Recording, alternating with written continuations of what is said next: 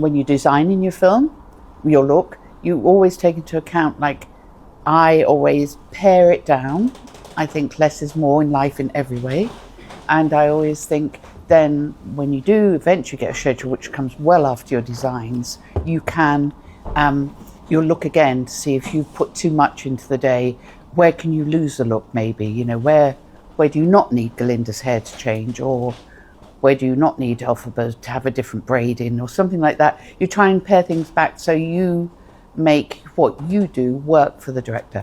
I did something a zillion years ago when I was very young called The Singing Detective, and the makeup was so intense. Michael Gambon, yeah, but amazing. It was 6 parts. We filmed over 9 months, and sometimes in the morning you'd be doing where his skin is all falling on the ground and he's bleeding and everything. And then in the afternoon, you'd be doing the look where he's nearly better and getting out of the hospital. Or there were like 5 layers to the scene. You'd be doing a different period look where he's flashback in his brain. So no, I'm used to thinking of the bigger picture. But if you do your homework really well, or your foundation, it's really important. Like I think you should know your script as much as you might have studied for your GCSEs or A levels. You should really know what part of the story happens where. Within Wicked, what song falls where, and what the emotion is that day, and within that emotion what are you meant to show them for our silent visuals, you know, because we're not, the girls are bringing everything deep there and the director, but all we're doing is telling a silent story behind, as the costume is too. So it's just like you just look at what you're trying to say that day, or what you're trying to say in that moment of their life, be it tears, wind in their hair, you know, anger, whatever it might be, and then you do what you can that shows it visually.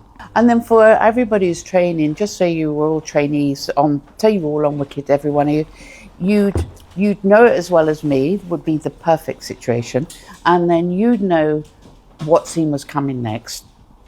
And often on Wicked they didn't always go by scene numbers, we'd be broken down into codes for where in the song would be starting that moment. So, you know, it wasn't just a scene number, it might be 10 parts to that scene number, but you'd know what would be coming up because you'd know it. So you wouldn't need to be told what to prep for, the change that's going to come in an hour or 2 hours. You know, you'd know whether you needed to have a different wig out and unblocked, or whether you've got 100 crowd that you're going to swap to another look from.